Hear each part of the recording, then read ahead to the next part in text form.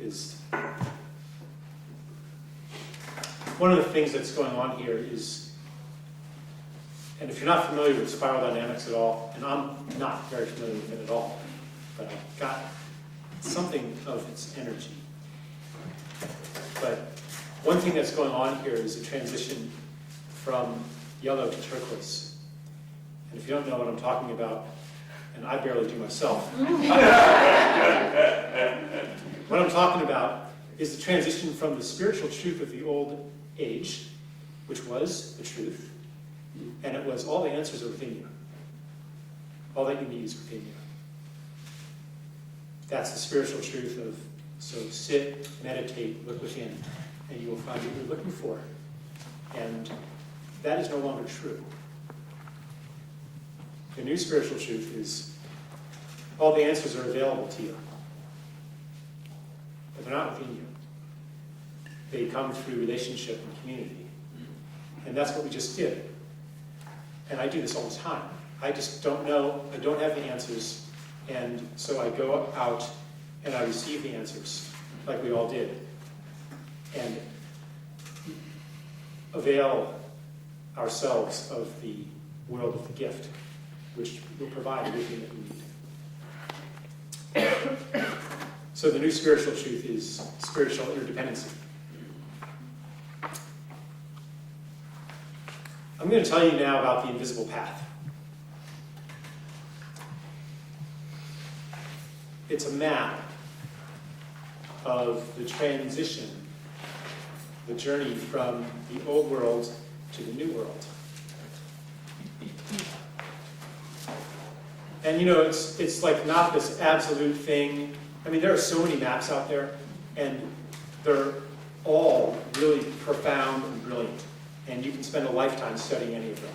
You know? And often when I go and speak, people will say, oh, you know, you should really study Enneagram, you know? I mean, this so jives with what you're saying, and you get so much out of it. And the next place I go, someone's like, well, you know, have you studied astrology at all?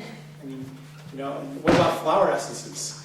You know? I mean, there are so many systems, so many maps. And I've actually very consciously, and spiral dynamics is another one, and I've very,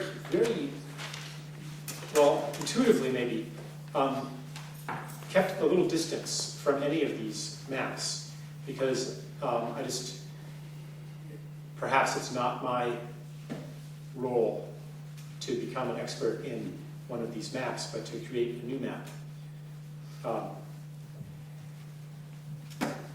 But I really offer this to you as something to kind of hold on to lightly, to, you know, take it as far as it goes, use it for what it's worth, and not try to stuff things into that map that don't fit. But it's been very illuminating for a lot of people, from what I've been told.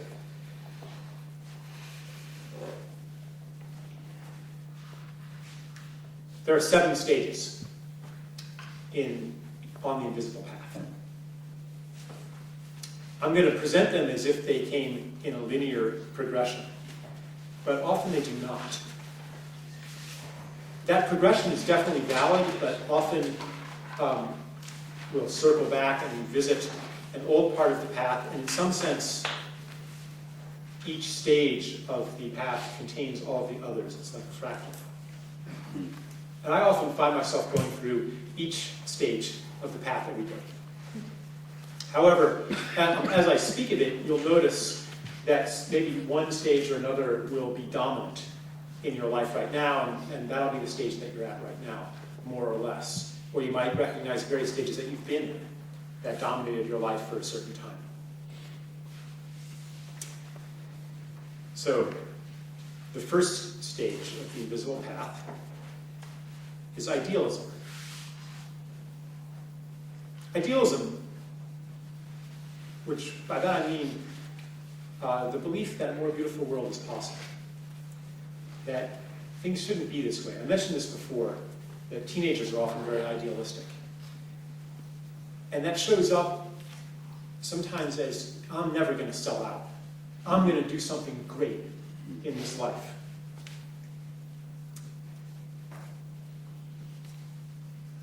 I'm not going to get some stupid job. I'm not going to be a sellout. I'm here for something magnificent. It's an inner sense of one's own magnificence. Joseph Chilton Pearce describes 3 defining characteristics of the adolescent. The first, he says, is idealism. The second is a sense of your own magnificence, that you're here for great things. The third, the sense that something tremendous is going to happen. You know, one of the absolute seminal movies in the 60s was The Graduate. Yeah. And there's a moment in that movie where his girlfriend's husband, father, says, "So Benjamin, what do you want?" And this was a question we were all hanging with him. And he says, "Well, I want something," and he gets that little dust and from the smile and goes, "I want something, different." That was it. Marked my life. Yeah, that is so powerful, because that was a voice that said, that validated that secret feeling of magnificence that everybody had. And that is not validated typically. Even today, it's not so much validated, It's like, well, who do you think you are to think that you're so great? You gotta do something practical and something normal, and don't reach too high. Don't imagine that you're here for anything special. Let's look at your career options and find something that is doable and practical. Well, it's ironic that later in that film, he got some advice from someone. He said, plastics. Yes, of course.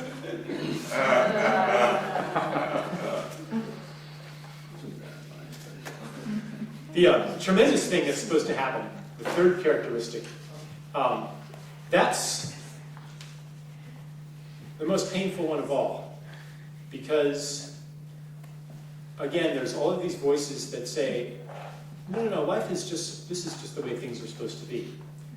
This is normal, and if you're not satisfied with it, and if you think there's supposed to be some tremendous happening, then you're maladjusted. Fortunately, we now have chemicals to help you adjust. And so, I remember for myself, I certainly, like probably all teenagers, I had this sense that something tremendous was supposed to happen. I didn't know what it was. And, for a while I thought, well, maybe it's, sex, maybe when I get laid. And I had this like golden vision, of how life would be once I finally lost my virginity. And oh, what a disappointment it was. And I finally had sex, and like the next day things were the same. It's so disappointing. And then another one could be going away to college. Life is going to be. I was just going to suggest next time you might want to try with someone else.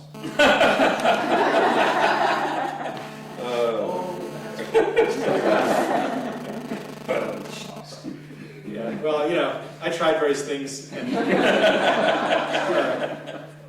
try that next time. yeah, none of them were it. So, there I was. Just like the young man that Joseph Chilton Pearce describes, he says, one day, he wrote a letter home, and he said, "Dear Mom and Dad, I woke up last night with the cold hand of terror clutching at my breast. All my life, for years, I've been expecting some tremendous thing to happen, and during that midnight wakefulness, the thought came, what if it never happens? What if it was supposed to happen and I missed it?"